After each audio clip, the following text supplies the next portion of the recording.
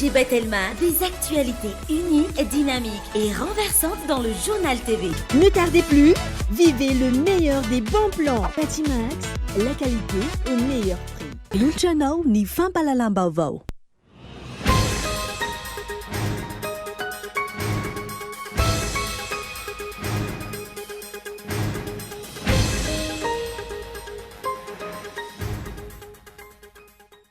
Tsy hita sotra ny séparation des pouvoirs eto Madagasikara noho ny kajikajy politika ataon'ny fahefana mpanatanteraka. Ny fanajana io izay antoka hirosona amin'ny fitsinjaram-pahefana tena izy. Tambazotra matanjaka hitana sokajin'olona maro eto amin'ny firenena ny tompon'antoka sy ambadika io vary simba ka saina hodiovina sy aparitaka io ho ny réseau national de défense des consommateurs androany. Mitony asa mandraharaha eny anivony ireo komuna manerana nosina tapitra omaly aza ny fotoam-piasany ireo ben'ny tanàna. Andrasana araka izany notina adidy izay ho avoaka ny fanjakana mahakasika izay. Tsy ahakasika an'i Madagasikara ilay andro ratsy arahi-maso noho izy ahina hivadika rivo-doza amin'izao fotoana raha nitaditry ny sampana mpamatatra ny mety ho toetry ny andro.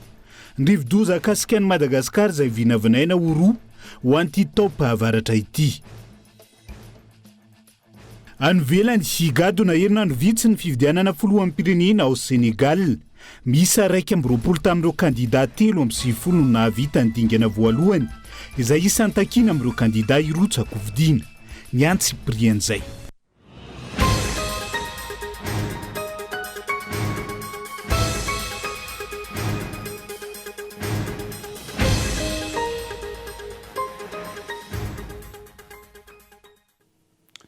Migadony indray ny amin'ny valora alina fotoana ny fampalalam-baovao eto amin'ny fitalavitra Kolo atena ny araba tomboky lasy tomboky vavy manasana ihany koa.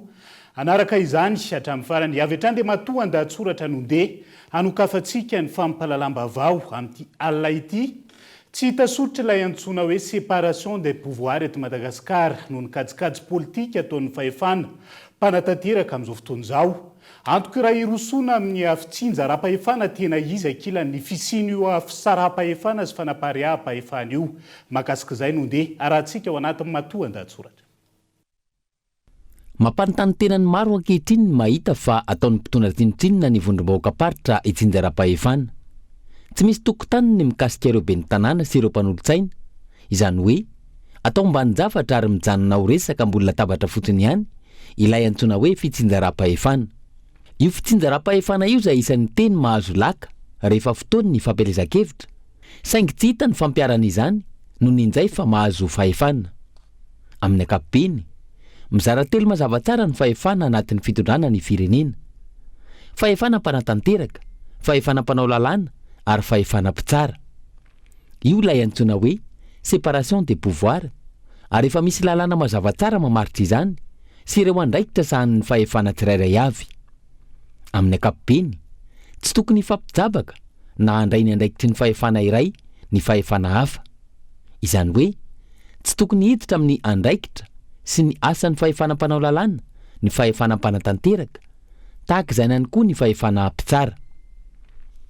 Ny zava-misy eto Madagasikara tsy hita soritra izay fahaleovantena ny fahefana telo samihafa izay. Ny fahefana mpanatanteraka no misalovana ny andraikitry ny fahefana mpanao lalàna sy ny fahefana mpitsara. Ary toa ny fahefana mpitsara aza no manjaka kokoa sy mahazo laka raha ny zava-misy no jerena. Antony, toa lasa vato misakana ny fisin'ilay antsoina hoe demokrasia. Any ka malalaka, tsy misy fepetra ny firotsahana ho fidiana solombavambahoaka. Ny solombavambahoaka izay solotena ny vahoaka ny fidy azy araka izay anarany izay. Izany hoe hiady sy aro ny vahoaka izay soloany tena. Ny mahagaga nefa, misy amin'ireo solombavambahoaka tsy ahitany tenina iray aza rehefa tonga ny fasafasa miaraka amin'ny mpikambana eo anivon'ny governemanta. Io fiaonana eo amin'ny roatonta io izay voafaritry ny lalàna fa tsy maintsy atao. Saingy ny nina tsy natao taoriany ilay motion de censure nataon'ny solombavambahoaka ny volana Desambra 2024. Araka izany, afa-po ve ireo vahoaka ny fidy io solombavambahoaka io sa tsy? Vita ny araka ny tokony ho izy ve ny andraikiny? Amin'ny ankapobeny aloha, raha isolotena ny vahoaka ka ho isan'ny mpikambana ao anatin'ny fahefana mpanao lalàna, tokony olona mahay lalàna farafahakeliny. izay mahay mosavy no antsoina hoe mpamosavy, izay mahay mikabary no antsoina hoe mpikabary, ary izay mahay lalàna no antsoina hoe mpahay lalàna. Ko raha olona ho isan'ny fahefana mpanao lalàna, iza no tokony ho eo? Tsy izany no zava-misy eto amintsika. Ny politika sy ny kajikajy politika iarovana ny fahefan'ny mpanatanteraka no manjaka, any ka tafiditra ho isan'ny fahefana mpanao lalàna avokoa, izay karazan'olona rehetra ezahana ho ampidirinao. Ho sarotra ny fanatanterahana ny asa raha izany no mitohy, ary tsy hisy ilay antsoina hoe séparation des pouvoirs. Tranga izay miteraka fanaovana tsinotsinona ny fahefana mpanao lalàna, ary mahavery asina io rafim-panjakana, manana ny maha-izy azy io eto amin'ny tany sy ny firenena. Efa imbetsaka isika no nahare fitarainana, ny laza fa very asina ny fahefana mpanao lalàna no ny ataony ny fahefana mpanatanteraka. Very asina ihany koa io androm-panjakana io no ny afitsoko ireo mpikambana sasany ao anatiny, izay tsy misolo tena ny vahoaka araka ny mahasolo-bavambahoaka azy, fa miandry baiko sy vaofehy ny fahefana mpanatanteraka no ny resaka politika sy ny fikatsahana tombontsoa manokana. Tsy hisy izany antsoina hoe fitsinjaram-pahefana izany raha toka amin'izay fisarahan'ny fahefana izay sahady no efa ahitana fifangaroana sy fitsapahana andraikitra. Ny fahefana no mila saraina raha ny votoatin'izay matoa an-datsoratra izay, fa ny firaisan-kina tokony hitantaratra hanarenana ny firenena ho any androany izao. Mbola mirahina tanteraka ireo kandida mivondrona anatin'ny séance raha ny hita nandritra ny fivoriana nataon'izy ireo tamin'ity androanyity fivoriana izay mbola tsy nisy mipika ny votoatiny hatreto. Na izany fantatra fa mitony atolona sy ny fitakiana fanovana eto amin'ny firenena ahafahana mametraka tany-tandalàna sy hanatsarana ny hoavin'ny taranaka mapara. Mitoy ihany koa ny fitakian'ireo teboka maro mila fanovana amin'izao fotoana izao nandritra ireny hetsika ampilaminany ireny. Anoizantsika ny fampahalalam-baovao amin'ity alina ity, tambazotra matanjaka ahitana sokajon'olona maro eto amin'ny firenena no tompon'antoka sy ao ambadika io vary simba ka saina ho diovina sy haparitaka eny amin'ny tsena io ny réseau national de défense des consommateurs tamin'ity androanyity. Itoeraka izany ny fanaovana osoka sy ny fanapozinana ny mpanjifa raha tsy rava ny fanjakana. Io tambazotra io hoetrany ny fanazavana olona saina. Tsolon'olom-pona na mpandraraha madinika no avita hanafatra vary 10 conteneur sy ampiditra izany eto Madagasikara ho ny faneho-kevitry ny filohan'ny RNDC na ny réseau national de défense des consommateurs androany momba ny raharaha vary simba tratra tany Mahajanga sy Tomasina. Tambazotra goavana ahitana sokajin'olona samihafa no miara-misalahy manao ity varomaizina ity. Raha ny expérience ananako aloha dia tambazotra ngeza be satria na ny fahazahoanan'io fahafantarako ny fahazahoanan'io vary 10 conteneur io aza offshore eny ambony sambo no azo io zavatra io fa tsy nampandalovina magasin na ina fa vidina teny ambony sambo. Ahoana moa ny afan'le olona videny avy eny ambony sambo zay zavatra zay tsy mandalo doana tonga dia fa any aminy zay zany dia efa zavatra hafahafa zay zavatra zay. Faharoa manaraka an'izay matoa zavatra 10 conteneur zany tafavoaka ka nanaovana fikafika dia misy réseau matanjaka be ary tsy reny mialatsiny tsy hoe manadio an'ireny olona samborona ny gadrana reny tsy reny akory ny tena commanditaire an'io zavatra io fa misy tena commanditaire fa reny commandité fotsiny fa tokony mbola betsaka koa ny olona tokony voaroy anatiny ary ny ministère piaza anisan'ny tena mamperitreritra ny tompon'andraikitra ao anatin'ny ministère ankoatran'ilay directeur régionaux zany atao anatin'izay mety manana de bonne foi fa nentina ny mibaiko avy taty ambody aty ataovy an'izao par téléphone ohatra dia manao le any ambany fifehezanao rehefa be mipoaka le izy dia lasa mikafa ny voadonao anatiny. Ampiaro ny lalàna eto amintsika fa aza atao au pays de moramora. Misy karazan'olona tena afana mampiatra ny lalàna dia tena enjana zavatra tsy dia misy lanjany loatra nefa dia atao orakoraka be momba an'iny fa misy zavatra tena mamay be ary manapotika tena ny malagasy dia afepenany ary tsy mitondra tombotsoa an'ny firenena fa dia afepenany. Mangina treto ny ministera ny varotra sy ny fanjifana izay isan'ny tompon'andraikitra voalohany amin'ity raharaha ity. Inona no antony? Miandry ny fanendrenan'ny gouvernemanta vaovao hoe voahetsika ho ny fanontaniana apetraky ny RNDC nefa ny sasany atsy ambadika manao ny ataony sy mitady ny irika rehetra amoahana sy anadiovana ireo vary simba. Takiny ity fikambanana mpiarana zon'ny mpanjifa ity ny ampiarana ny lalàna ho an'ny rehetra tompon'antoka sy anatin'ny tambazotra te anapozana ny malagasy fa ihany koa ny hitsirian'ny fanjakana ireo tahirim-bary rehetra eto Madagasikara. io zavatra io zany de mila fandraisana raikitra tena mafy de mafy tokoa satria matetika ny olona manao fomba azahoana an'le vary fotsiny hoe mangataka izy de ataony hoe ho atao zezika. Rehefa tonga tokoa any am'le olona izy tsy ataony zezika fa ahodiny ho ataony zavatra hafa. Eo zany am'izay le olona nangataka azy na madika azy zany de nisany tokony ho saziana ihany koa ao anatin'izay zavatra zay. Fa na izany zany manana andraikitra ny ministeran'ny varotra. Andraikitra voalohany ao anatin'izay satria izy ny varotra io varotra vary olona izy ny tokony mametaka ny fanaraha-maso akaiky indrindra any amin'izay zavatra zay. Ny ministeran'ny varotra sy ny fanjifana de misy zavatra tombotsoa anankiroa fanohatra. Zao zao ny mpivarotra manao an'izany tsy mety zany mivarotra le varilo mpanjifa ny vidy azy nefa anatina département ministériel anankiray. Aiza hoe zany le ministère anazy miany mpanjifa am'izay ny hoe fiarovana an'le mpanjifa. Ary tokony atao inventaire daholo aiza ny misy stockna vary zay nirequisitionné ny fanjakana na saisie dia avoaka le statistique an'izay de jerena atao inventaire physique mihitsy fa tsy atao inventaire théorique mba tsy paritany io manerana ny Madagasikara. Noho ny tsy fampiarana ny lalàna araka ny tokony ho izy sy ny fanasaziana ireo zay tratra amina tranga toy itony manohy ary mahazo vahana hatrany ireo mpanao ratsy. Hatramin'ny androany mirery eny anivon'ny fiarahamonina ireo olom-boafidy sy olom-boatendry voarorota amin'ilay raharaha fanapohana solika. Ilay mpamily sy mpibata entana no nampiarana ny lalàna na iarahan'ny rehetra malala azy fa misy ny mpamatsy vola sy fitaovana ary ny akora nafangaro tamin'ireo solika. Tahaka izay ihany koa va ity raharaha vary simba ity. Ijany amin'ireo tompona andraikitra tamin'ny fikirakirana ny taratasy sy ireo mpiasa madinika ihany ve ny fampiarana ny lalàna sy ny fanadihadiana. Nankaiza ireo mpanao sy ny sasany sa misy zavatra ifanarahana ao ambadika ho ny fanontaniany ny mpanara vaovao. Ny ministry ny fitsarana izay nanambara nandritra ny fidinan'ny tany Mahajanga fa izay rehetra nanao soniny taratasy fangatana fahazoan-dalana mikasika io vary simba io miaraka amin'izay olona rehetra nandray anjara mivantana na ankolaka tamin'ny raharaha anaovana fanadihadiana ary atolotra ny fitsarana avokoa.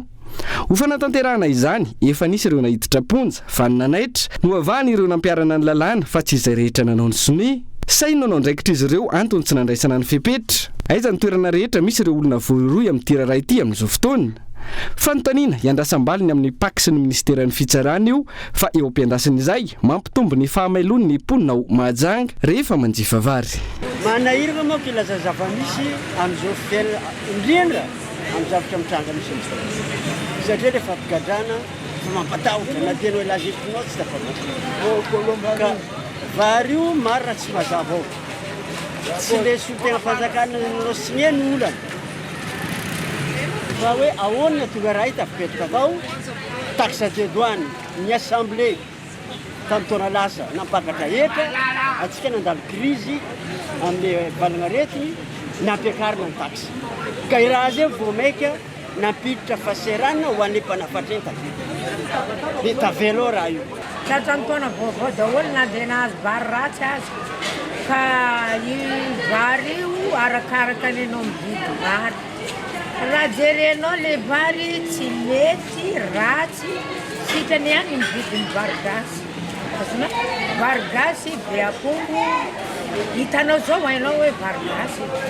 azo fanjakana ataony manara-maso an'io amin'izay iraka ny fanjakana fa zao ty manolo miady karama fiaina sarotra tsy hitatsona neny marina aminazy ty karama tsy ampy anao mahatratra raha tsy mety andriandraikitra misy mikomande anao koa mbadika ao zay ihany iaigna aminazy ty ho an'ny vahoaka malagasy vakolo ny vary asa foto sakafotsika noho izany le foto sakafo mihitsy zany lasa voako izy de le malagasy voako izy amin'izay fotoan'izay fa manjary tsy mety nareo le bebe eo ambony eo ihany no mamotika an'le madinika rehefa tena atao fandadinana.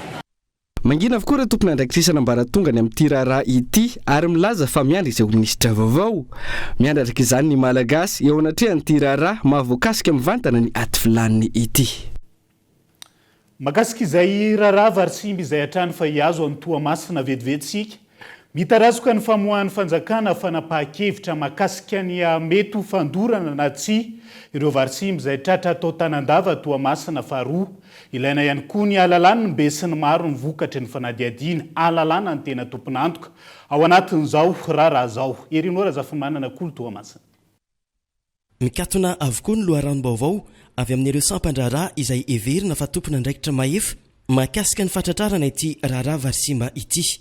Ho an'ny toamasina manokana mbola ao anatin'ny fanatotosana ny fanadihadiana tanteraka ny tompona andraikitra hatramin'ny androany tsy mbola nivoaka ny certificat de non consommabilité avy amin'ny tompona ndraikitra ara-pahasalamana ahafahana miroso amin'ny fandorana na tsy ireo vary izay voalaza fa simba ireo tokony irosoana aingana nefa izany raha toa ka izay no voafatry ny procédure. Ny zavatra mampagaga anahy tena mampagaga anahy ny tompona ndraikitra teto atorana ny teny tamin'ny atalatariva fa raha pitso farafatarany androantsika efa alakamisy zay olo-pirenena limbaovao satria zay mba te handroso te hanany tsara ho an'ity firenena ity mbola tsy fantatra marina ny vaovao farany eny kositsy ndresaka any hoe nalefa ny Antananarivo ilay sany teo atao analizy mbola taraiky ve izy io sa inona ny antony tsy hafana manao an'io ara-potoana nefa matoa nalefa ny Antananarivo tokony misy teny midina farany zay angena avany fa za gaga alakamisy androany 3 andro zay ny lasa zay vahoaka tsy mary vaovao de aleo andeha fa tsy hita eo any ve ny farany fa miandry zay hoe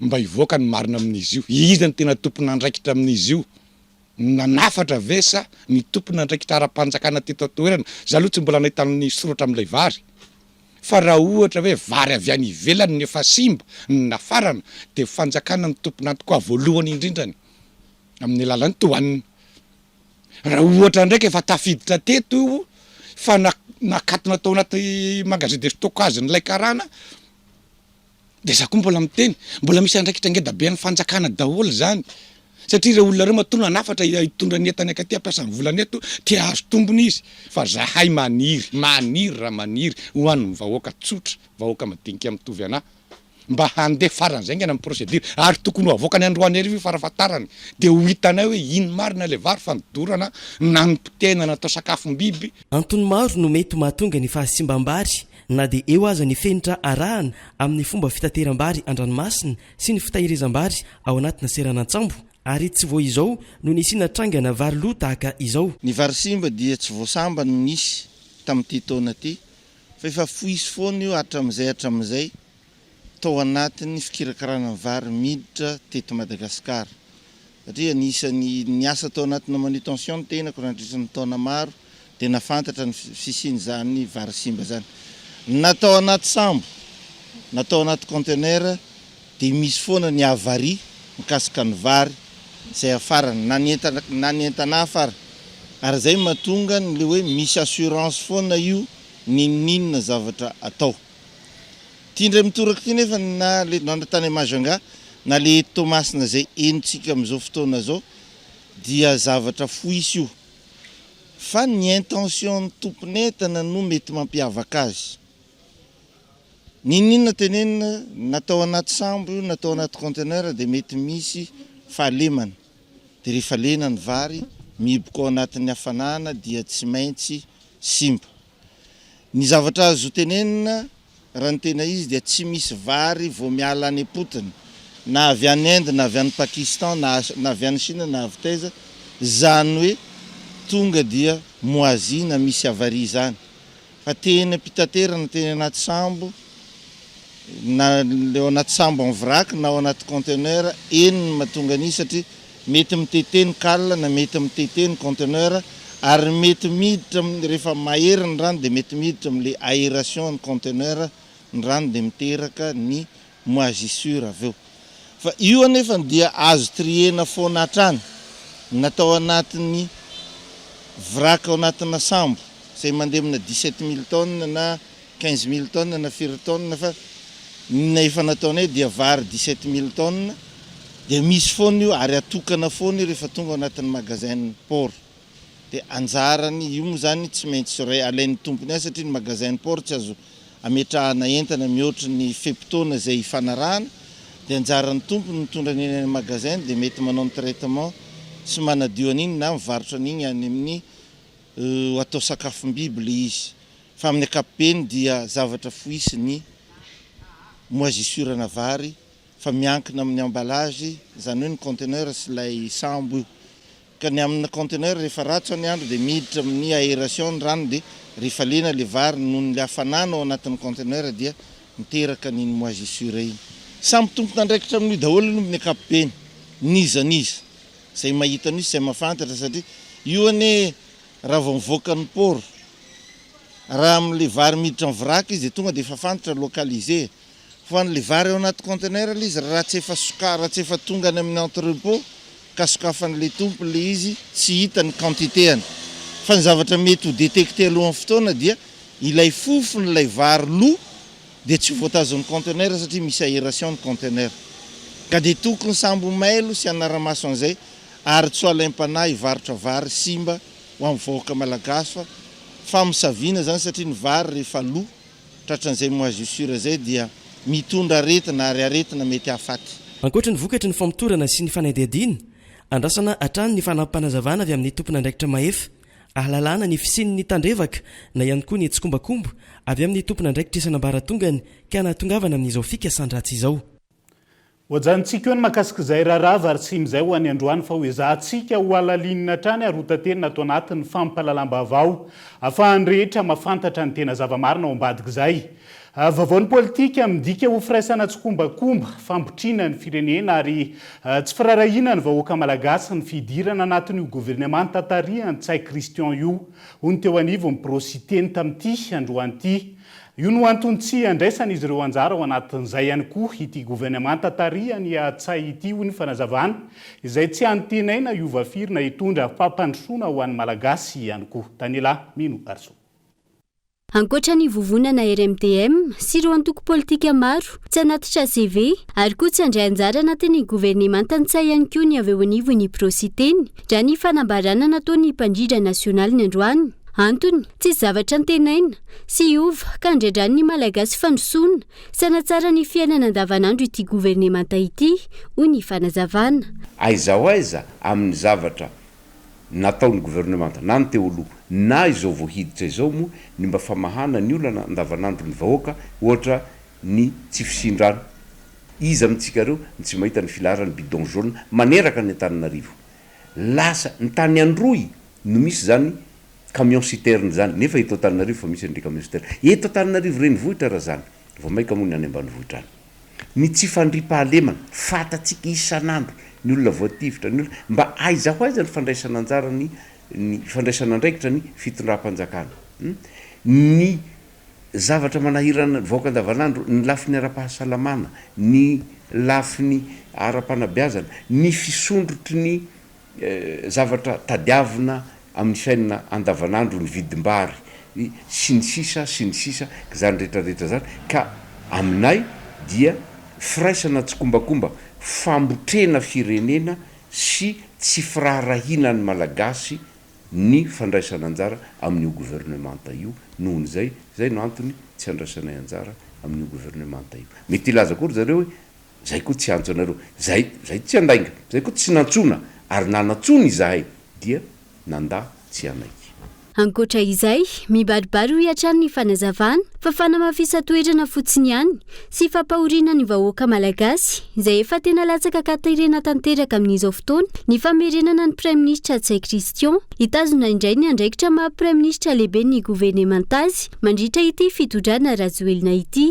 Ny asan'ity farany nandritra ny nahalehibe ny gouvernemanta azy teo aloha izay tsy hita taratra hoe na afa-po marina ve raha ny fanontaniana mipetraka. Aminay ny famerenana antony anankiray tsy andraisanay anjara amin'ny gouvernement dia hoe ny famerenana ny Andriamatoa Tsay Christian dia fanamafisana ny fahoriany malagasy, fanamafisana ny tsy fanarahan-dalàna, fanamafisana ny tsy fanajana ny tanitan-dalàna, ny demokrasia, fanitsakitsahana ny demokrasia sy ny sisa ary fanamafisatoerana fotsiny ny fitondrany Andriamatoa rajoelina sy ireo mpanaradia azy fa tsisy zavatra azo antenaina hiova ary matoa jereontsika reo ny tany Frantsa vetivety ohatra jerevy reo impiry niova ny Prime Ministre satria tsy misy matonga zany tsy miova mihitsy zany ny Prime Ministre dia dikan'izay zavatra tonga lafatra tsy manantsiny mihitsy ka mipetraka ny fanontaniana amintsika malagasy tsirairay hoe tena zay ve ny tena zava-misy iainantsika eto satria matoa zany averina amin'ny toerana na tazomina amin'ny toerana ny olona anankiray dia nahafa-po ny asany mipetraka amin'ny malagasy tsirairay indrindra reo zay mbola nandany andrajoelina fanontaniana hoe tena hafa-po ve izy ireo zany tamin'ny fitondrana nataon'ny gouvernemanta sy ny filoham-pirenena ka amerenina n'Andriamatoa Tsay Christian indray amin'ny toerana maha Prime Ministre azy.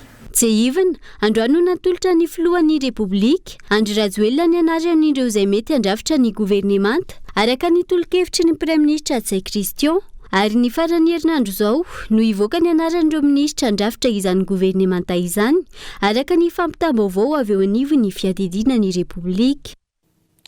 Fa isan'ny vaovao misongadina ihany koa amin'ity ala ity tsy mbola nahitam-baolana hatreto ny olany fahatapahan-drano. Eto Antananarivo sy ny manodidina tsy misy ny finiava mpitondra hitondra vaolana manoloan'izay.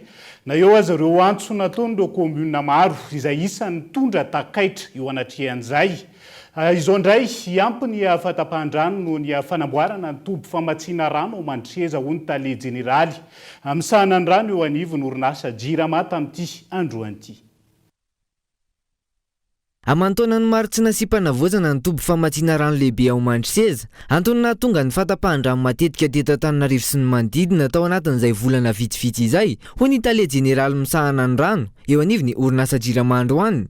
Hiampy indray araka izany io fikorotanana amin'ny famatsiana rano io, vokatry ny fanamboarana ny tambazotra N14 ao Mandriseza Rampitso, ny fahatapahan rano izay haritra ora valo raha ny fanazavana. Araka iny filazana iny zany dia ny Jirama misy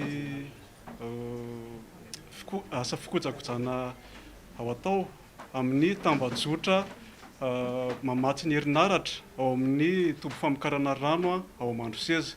Zay asa fikojakojana zay dia mitarika fiatoana mila hapahana milina amin'ny famokarana rano ao Mandriseza izay mahatonga fienan'ny vokatra zany zay miala ao Mandriseza. Noho izay antony izay dia hisy fikorotanana amin'ny faritra maromaro eto Antananarivo noho izay tsy fahampiana miainga avy ao Mandriseza zay zany. Tsy misy na tsy ampy hatrany ny tosika avy amin'ny fanjakana manoloana izay fanarenana ny orinasa Jirama izay ny fampitehan'ireo fitaovana maro tao amin'ny tobo famatsin-drano ao Mandriseza izay isan'ny nahatonga ny fahatapahan-drano tamin'ireo faritra maro raha ny fanazavana hatrany. Marina tokoa efa miasa ny tobo famokarana rano Mandriseza 2, Mandriseza 2 bis. Misy fotoana nisy fahasimbana izay niseho tao amin'ny foto-drafitrasa tao dia nandritra izay fotoana izay no nisehon'iren'ilay tsy fahazoana rano tamin'ireo faritra izay nitanisaina teo ireny. Raha ny mahakasika ny ilay resaka fanamboarana fantsona izay efa tranainy efa misy mandeha tsikelikely ny fanoloana amin'izao fotoana izao, fa ny fanoloana goavana izay mila fitaovana goavana sy ny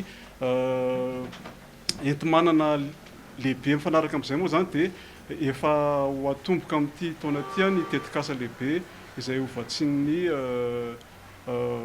vondrona Europeana ao anatin'ny Jirama Water Free. Raha iverenana, isan'ny efa naneho fitarainana mahakasika izay fahatapahan-drano izay ny tao amin'ny fokotany Manjakaray, Anjanahary, Ampasapito, Itosy, Ambohibao, Ivato sy ireo komina maro samihafa. Tsy tantaratra araka izany ny paikady-mpanjakana anarenana ny orinasa Jirama, fa ihany koa tsy misy ny finiava mpitondra hamany olany fahatapahan-drano eto Antananarivo sy ny manodidina. Mbola mijana ho kabary ambony latabatra fotsiny ihany araka izany ny fampanantenana nataon'ny filoha, ny vahoaka malagasy ankilany, miaina ao anaty fahantrana lalina, miaina ao anaty fahatapahan-jilo lava reny, miaina amin'ny tsy fisin-drano sy ny maro hafa.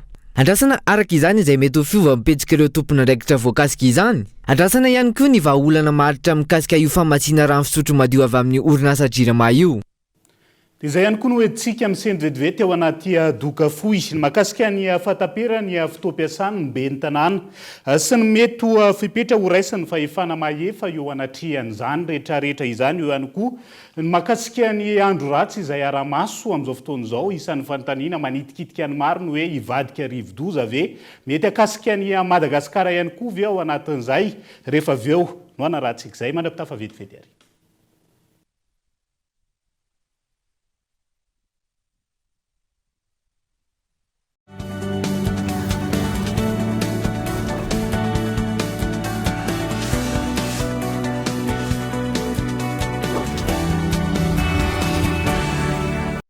Gratuite, gratuite, gratuite. Mais qu'est-ce qui est gratuit? L'installation de la fibre est gratuite jusqu'au 31 janvier 2024. Et maintenant, abonnez-vous vite à la fibre Go, à la fibre Family, ou à la fibre Home, ou à la fibre Home Plus. Mira et ses collègues de Telma vous feront plaisir à installer gratuitement votre fibre. Abonnement à partir de 99 MHz TTC par mois.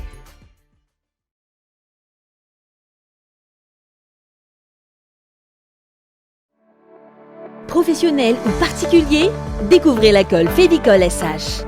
Avec la colle Févicol SH, donnez la solution idéale pour la menuiserie au collage artisanal. Il vous suffit d'appliquer une petite quantité de colle Févicol SH et le tour est joué. En quelques instants, la colle Févicol SH crée une liaison puissante grâce à sa qualité et dure dans le temps. Que ce soit pour vos meubles, sols ou tout objet en bois, Févicol SH est ce qu'il vous faut. Disponible en 125 grammes, 250 grammes, 1 kg, 5 kg, 20 kg et 50 kg. Colle Févicol SH pour un bois plus solide et plus fiable.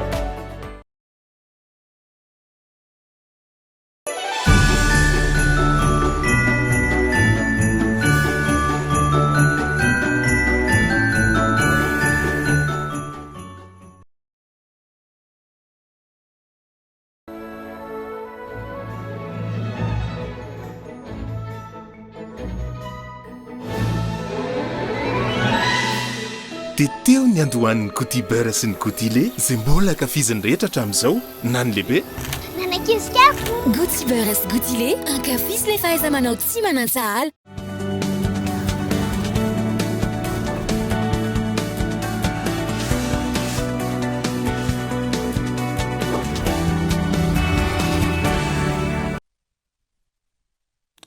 Mamerina ny araba trano tombo klasy tongo vavy tonga soindray atao anatin'ny tapany faharoa amin'ny fampahalalam-baovao amin'ity ala ity.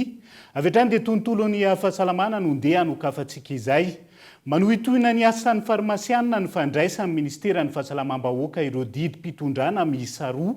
Mahakasika ny komision mixte mamela ny isan'olona didy sy hanapaka ny asan'ny farmasiana ankehitriny.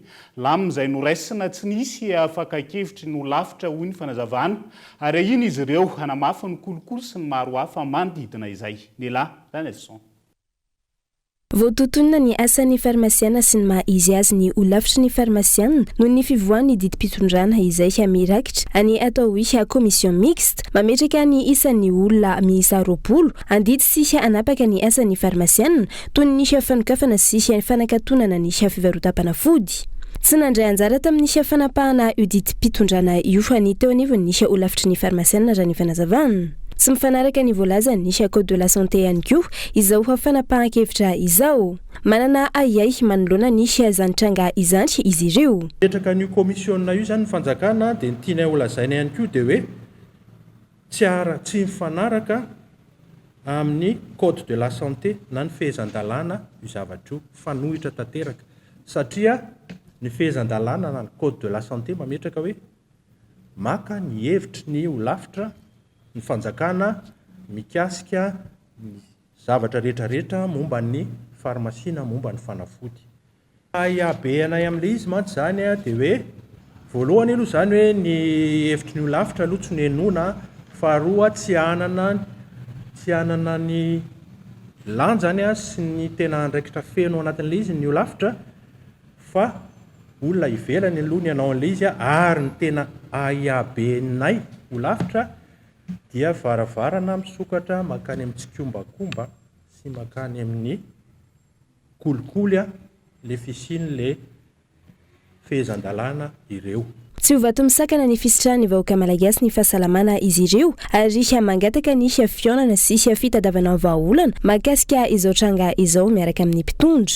Kana sa tsy anao be marenina angambany aloha tsy apetraka ihany aloha angambany le izy fa ny fanairana aminay dia fanehoana hevitra fanomezana mba hoe fangatana mba ho enona ary izay vonona ny ho enona ary vonona ny hifanakalo hevitra ao anatin'ity hoe misy zavatra azo atao tsara na tsarana ny reto zavatra reto fa tsy hoe tonga dia hiteraka blocage avy hatrany tsy te hanao an'izay zay tsy hoe izay ny tanjony fa hoe tokony mba misy zavatra jerena miaraka toko mba misy zavatra ifampidiniana satria noaviny notsindrin'izy ireo fa tsy nalala ary tsy nakana hevitra mahakasika io lalàna navoakan'ireo tompon'andraikitra io izy ireo ary volana vitsy izay vao nafantatra ny fisiny ity didim-pitondrana ity izy ireo raha toka ny volana misy sy oktobra izany no efa nivoaka.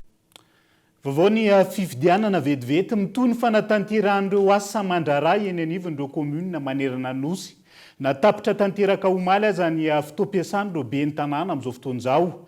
Andrasana kilan'ny nota na didy izay avoaka ny fanjakana mikasika ny toe-draray eny anivon'ireo komuna. Ho ireo ben'ny tanàna izay nanaova ny mpanao gazety fanadiadiana tamin'ity androany ity. Ny tsy firosona amin'ny fifidianana kominaly izay midika ho kajy politika ihany koa raha ny faneho-kevitra ireo ben'ny tanàna tamin'ity androany ity nelahy Ranevson. Nano ireo asa mandraray isan'andro na ireo affaire courante toy ny famoaham-bola sy ny fangatana andota taratasy ireo ben'ny tanàna ny anivon'ny komuna androany. Ny fotoam-piasana izy ireo izay efa tapitra tamin'ny fomba ofisialy tanteraka omaly. Hatreto tsy mbola nisy ny didy na naoty izay nivoaka mikasika ny fitohizana na fiatoan'izy ireo eny anivon'ny komuna. Raha ny fanazavana, ny teo anivon'ny distrika no nanao fampitanam-bava mikasika ny fitohizan'ny asa saingy voafetra ny fanapahan-kevitra azo raisina ny zava-misy ankehitriny izay ahina ho kajikajy politika. Tena mbola tsisy taratasy midina avy any amin'ny ministère-ny tany satria izy moa zany no ministère tituel ny commune mpandraikitra ny ireo fondrom-boaka tsy ampirapahefana. Dia ankehitriny dia mbola tsisy zay taratasy zay fa kosa zany dia niantso ireo ambaratonga ambony sapotean'ny commune zay tahaka izany ao distrika dia miteny ny distrika hoe ataovy aloha zay asa fampandehan-draharaha zay mandra-pahatonga n'ireo taratasy avy any amin'ny midy zany. Kosa ny zavatra tsy azo raisina dia ifandraisana fanapahan-kevitra ngezabe izay miantoka ny hoavin'ny commune. Ohatra hoe andesika mihetsika ohatra hoe raha misy ny fiara-miasa anankiray amin'ny paty PTF anankiray ohatra zany dia miahotra kely zay satria tsy manana fahefana zay tsony zay zao fa kosa dia ny fampandehanana asa tahaka ny hoe efa nisy zavatra natao zay koa ohatra lalana ohatra dia mitohy an'ireny. Raha politika ny endrika andraisantsika an'izay hoe nahoana ny ben'ny tanàna no atao kilabao kanefa ny fanjakana dia mahita fa tsy ho maro toerana ny fitondrana raha ohatra ka alefa aloha ny kominaly. Dia raha ny eritreritro manokana dia mety ho alefa ny aloha ny députation mba hahafahany maka ny majorité ny amin'ny MP dia mitohy aty ambany ihany koa izay majorité zay. Nefa raha tena marina tokony handeha aloha ny ben'ny tanàna zay mandeha ny député satria raha ny député zao dia anticiper zany hoe fifidianana alefa aloha zany ny asa satria ny azy mbola sy tapitra mandat. Andrasana kilan'ny taratasy ofisialy mikasika ny fanitarana na ny fitsarany asa izay ataon'ireo ben'ny tanàna anatin'ny enim-bolana manaraka. Raha ny fantatra, tsy afaka ho tanterana atsoatsy ny fifidianana kominaly noho ny mahavampotoana fahavaratra ny eto Madagasikara. Raha tokana anaraka ny tetiandro ara-dalàna ihany koa io zotra-pifidianana io, tokony nisy ny fametraha-pialana iray volana mialoha n'ireo ben'ny tanàna miomana amin'izay fifidianana izay. Marina tokoa zany raha tokony izy mantsy raha ny fifidianana raha araka io décret io na décision io dia tokony nanao ny fifidianana ben'ny tanàna isika teto Madagasikara tamy amin'ny volana novambra tany novambra 3 sy 4 arivo dia ny volana aogosta zany satria 7 andro melohan'izay no misy ny faningana sy fanentanana andreo mpifidy andray anjara amin'izany fifidianana ben'ny tanàna zany. Raha ny rafitra mitona sy hoe mifian'ny volom-bahoaka tsy nara-pahefana tahaka ny commune moa zany dia zany hoe lany tamin'ny fifidianana ben'ny tanàna am-perinasa dia tokony fifidianana koa zany no manala azy eo. Dia raha ohatra moa zany tsy maintsy hanao ny asa anay zay eo am-piandrasana an'izay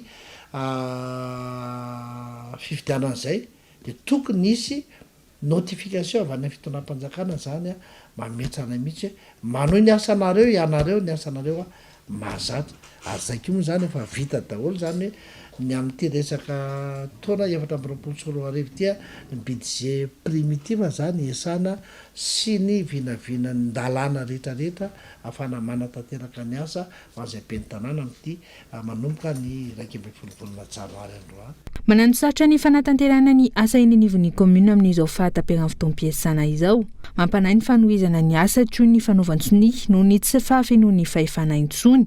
Hatreto mangina ary tsy mbola nahinom-peo mikasika ny toerana misy ireo komuna ny fanjakana. Manaraka izany ihany koa ny voamierama maleo tena misanina fifidianana na niseny izay rafitra mikirakira ny fifidianana ambeny tanàna izay.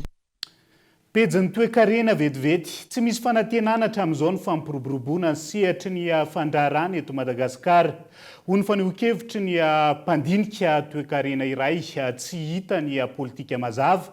Olana efa niainandreo mpandraharaha 5 taona lasa no mbola iainana amin'izao fotoana izao ary ny mafy aza raha tsy ilaza fa tsy ny fitotonga ny sandam-bola malagasy hoarina amin'ny vola vahiny. Onona saina. Alka izay no azo ilazana ny sehatry ny fandraharana eto Madagasikara. Olana efa niainana 5 taona lasa izay no mbola iainana androany ary vao maika ny amafy aza raha tsy ilaza fa tsy ny olana eo amin'ny herinaratra. Ankoatr'io ireo olana maro izay nahatonga ny fiemora ny mpampiasa vola te handraharaha eto amintsika. Tena sahirana tanteraka ny mpandraharaha eo tsy fisian'ny investissement direct étranger tonga eto amintsika, tsy fisian'ny famatsim-bola. Maloka tanteraka raha zay no ilazana azy zao ny climat des affaires tato anatin'ny taona maromaro teto Madagasikara. Tsapantsika angamba tato anatin'ny fotoana lavalava zay teto Madagasikara fa tsy nilamina ny raharaha politika mahatonga iny aloha zany voalohany mahatonga fiemorana ho an'ny mpamatsy vola. Fa faharoa ngeza be ihany koa dia eo ihany koa n'ilay tsy fisian'ilay politika mpanjakana amin'ny ankapobeny izay hoentina hanosehana an'ireo mpandraharaha indrindra moa fa ny tanora izay hirotsaka ao anatin'izay tontolon'ny fiariana izay. Raha ny zava-misy aloha dia raha tsika moa eto Madagasikara ireo mpandraharaha malagasy mbola azo heverina hoe vitsy anisa fa nareo mpandraharaha vahiny ary dia tena vitsy mampiasa ny volany amin'izao fotoana izao. Tato anatin'ny 5 taona 1 taona izay niaina be ny investissement direct étranger teto réinvestissement no tena nataon'ny vahiny teto amintsika teto tsy dia tena nisy izay hoe fampiasam-bola mivatana izay. Maloka ny 5 taona voalohany fa mbola mitsolopolopy ihany koa ny hoavy raha ny fomba fijery ny mpamakafaka ary raha toe-karena. Azo heverina fa mety mbola mampanahy ihany raha ny zava-misy eto an-toerana no resahana mbola mampanahy ihany ny sinja hoe resaka stabilité amin'ny resaka fandraharahana izay eto Madagasikara. Eo ny mbola olana maro samihafa izay mbola tsy voavaha raha miresaka tsika hoe fandraharahana dia eo aloha ny voalohany aloha ny resaka sécurité fandriam-pahalemana. Eo ihany koa ny tsy fisian'ny politika mazava amin'ity resaka énergie ty herinaratra ty anisan'ny tena antoka iray lehibe koa ty amin'ny fampivoarana sy fampiroboroboana ny fandraharahana. Tsy mbola nisy akory teto Madagasikara ny politique de relance économique nefa isika sady niaina ny vampitaonan'ireny aretin'ireny eo ihany koa ny vampitaonan'ny korotana maro samihafa. Eo ny fivavahan'ny sandam-bola atsika izay tena tsy voafehy intsony amin'izao fotoana izao ary ny amin'ity taona vaovao izay diavintsika ity dia mahina ary atahorana ny ienan'ireo orinasa ho tonga eto an-toerana ary tena zava-doza dia ny mety hita nikatonan'ireo orinasa izay efa misy amin'izao fotoana izao noho izay tsy fisinana izay filaminana eo amin'ny tontolon'ny fandraharahana izay eto Madagasikara. Iray volana izay ireo vondron'ny mpandraharaha eto Madagasikara no namoaka fanambarana iraisana nahitana ny groupement des entreprises de Madagascar, ny groupement des entreprises franches et partenaires, groupement des femmes entrepreneurs de Madagascar, ny confédération du tourisme de Madagascar sy ireo vondrona maro niantsony hijerena manokana momba ny famatsiana herinaratra eto Madagasikara. Tsy nitondra vahaolana ny fipetrany raisin'ny fanjakana raha ny taratasin'ny sokatra izay navoakan'izy ireo fa vao maika namono antoka no ny fidangany saran'ny herinaratra nefa tsy araka izay ny tolotra azo. Vahaolana roa sy ireto vondron'ny mpandraharaha ireto ny anatanterahana ireo tetikasa lehibe toy ny saofika, volobe, prirtème 1 sy prirtème 2 raha tiana ny amahy ity olany herinaratra ity. fa iverenantsika vetivety ny tontolo ny fahasalamana tsy azo ataony manao hetsika famirim-bahoaka isorohana ny fianaky ny valinaretina indrindra ny conjonctivite bactérienne izay mahazo vahana amin'izao fotoana izao raha ny notina mipatsahivony teo anivo ministera ny fahasalamam-bahoaka omaly isan'ny namafisin'izy ireo ihany koa ny tokony hanajany rehetra ny fepetra sakana isan'ny tokony ety miary tena moa zany manoloana n'izay areti-maso izay ireo aloha zany ny fepetra raisy ny fitondram-panjakana manoloana ity areti-maso ity ary ho hitantsika eo ihany ny fivoaran'izay vao makasika ny toetrandro no hanohizantsika ny fampahalalam-baovao amin'ity alina ity tsy akasika ny Madagasikara ilay andro ratsy aray maso no izy ahina ivadika rivodoza amin'izao fotoana raha nitatitra nataony teo anivony sampana mpamatatra ny mety ho toetry ny andro tamin'ity androan'ity ny rivodoza akasika ny Madagasikara izay vinavinaina oroa ho an'ity topa-avaratra ity ho ny fanazavana. Miamahazo vahana amin'izao ny zone de convergence intertropicale izay aray maso akaiky amin'izao ny fivoarany ahina ivadika rivodoza ny asabotsy ho avy izao ilay andro ratsy izay miforana raha ny fanambarana nataony ny ato anivo ny sampana mpamatatra ny mety ho toetry ny andro tsy akasika ny Madagasikara ity rivodoza ity raha miforana ary efa voapetaka ihany koa ny anarana ny fanzavana hatrany marina tokoa mahazo vahana ny ilay fito na le atsotsika hoe CDCIT alavaina amin'ny hoe zone de convergence intertropicale rehefa vampotona ny fahavaratra sy vampotona ny rivodoza matetika dia ao anatin'io CDCIT io no manomboka ny fiforonana rivodoza izany hoe rahona avy amin'io zany no andrasantsika iforona ka mety ivadika ho rivodoza ano any amin'ny faran'ny herinandro ambony ny herintsika aloha ivadia no rivodoza manomboka amin'ny sabotsy ho avy izao ary raha maso akaika ny fandehan'izy io etsika ilan'izay makasika ny fizotrany hatreto aloha raha ny tombatombana sy ny vinavina avy ety mety ao Madagasikara dia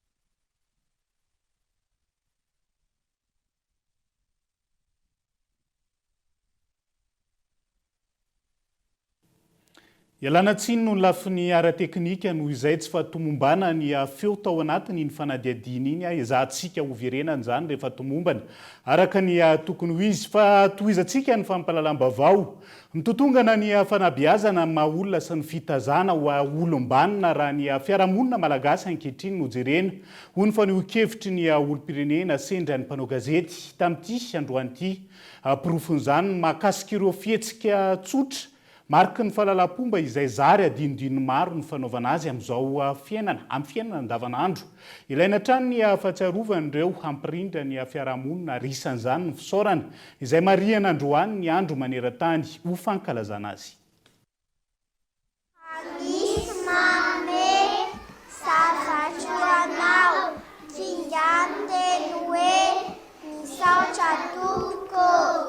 Tsy tasorotra intsony ny fanabeazana ny maha-olona sy ny fampianarana ny fihaiza-miaina raha ny zava-misy eny anivon'ny fiarahamonina eto Madagasikara amin'izao fotoana ho ny faneho-kevitrireo olom-pirenena androany lasa mivoana araka ny tokony ho izy ireo tanora sy ireo ankizy noho ny fanatontoloana hany ka veran-javona hatrany ireo fahendrena malagasy fahiny raha ny fanazavana. Tena fahitako azy aloha efa tsy mipetraka intsony zany efa tsy manaja an'izany intsony ny tanora ankehitriny na tonga mba mety eo amin'ilay fanatontoloana mandeha aingana be loatra ilay fanatontoloana dia very ilay fiarahamonina malagasy tena taloha zany tena nanany lanja mihitsy fa zao efa ohatran'ny tsy asian'ny ankizy dika intsony zany ilay tanora amin'izao zany efa tsy manaraka an'ilay kolotsaina gasy intsony efa zavatra hafa mihitsy ny ataondry zareo amin'izao ohatra hoe mandahalo olon-dehibe ianao manao azafady mahita olon-dehibe manao miarahaba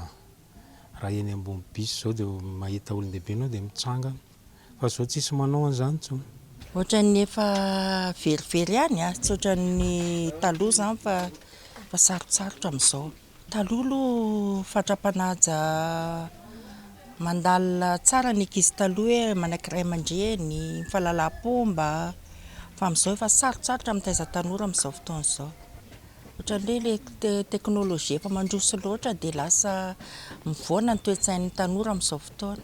ny malagasy taloha hitanao na eny ambanivohitra zao anao raha mandalo eny mbola na tsy fantatry ny ankizy ary ianao dia mbola tonga zareo manao hoe manahoana tompoko manahoany fa amin'izao fotoana ianao raha mandeha na ohatra ary ianao misy ankizy hoe ka mandalo anao izy a tsy manao azafady zany izy dia izay zany le mahasamy hafa azy. Anjara ndraikitra ny isam-batan'olona sy ny olom-pirenena rehetra ny fanabeazana ny ankizy sy ny tanora olombanina ho ny teo anivon'ny sekoly tsy miankina iray.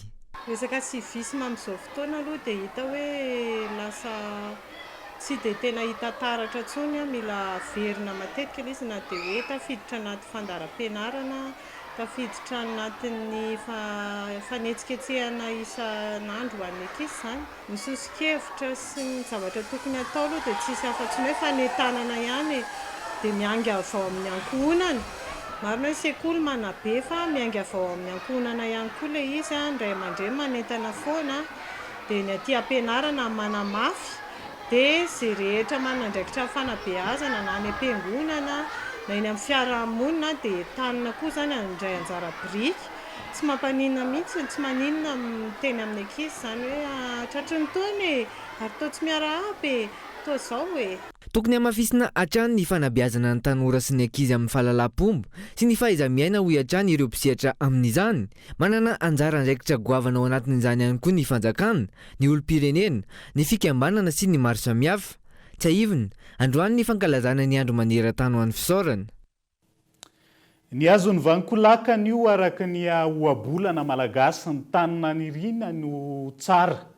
Dia izay ihany koa no antsika miampita ao anatin'ny maresaka iraisan'ny pirenena higadona henany vitsy ny fifidianana filohan'ny pirenena ao Senegal. Misa 220 tamin'ireo kandida 7 amby 10 no nahavita ny dingana voalohany. Izay isan'ny takiana amin'ireo kandida irotsaka fidiana. Misy amin'ireo kandida voailika araka izany no mitaky ny mangarara kokoa mahakasika ny fanatanterahany ity dingana voalohany izay nanliana azy ireo ity.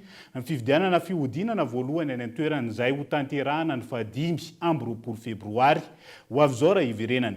Dia izay ihany koa tomboky lasy tongo vavy no masaka azo naroso tamin'ity anio ity. Naiza misy anao ankasitrahany ianao nanaraka ny fampahalalam-baovao hatramin'ny farany mandram-pitafa ao amin'ny raha-pitondray tomboky lasy tongo vavy elo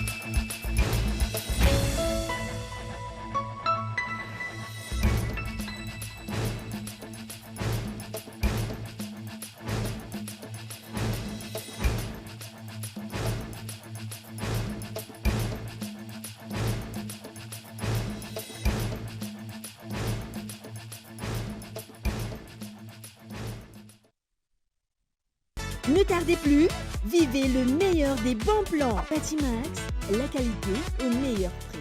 Vous a présenté Vaovao. 5G Batelma, des actualités unies, dynamiques et renversantes dans le journal TV.